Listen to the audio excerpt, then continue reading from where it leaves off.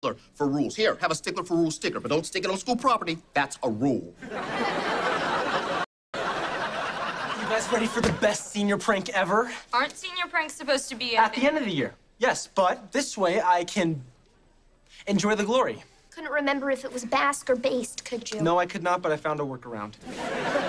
So the prank is ready to go. Countdown to awesome! 10, 9, awesome!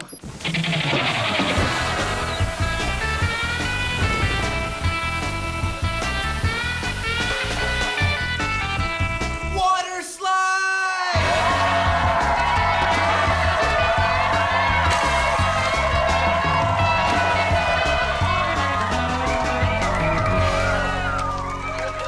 What happened? What's going on?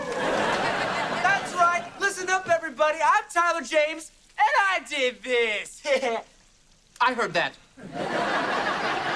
Though the way you shouted, even my mom in Tucson heard it. She called to say, get that Tyler James kid. So I will. This school has a zero-tolerance policy for senior pranks. You're expelled. Making you proud, Mama. Everyone in class. Here we go.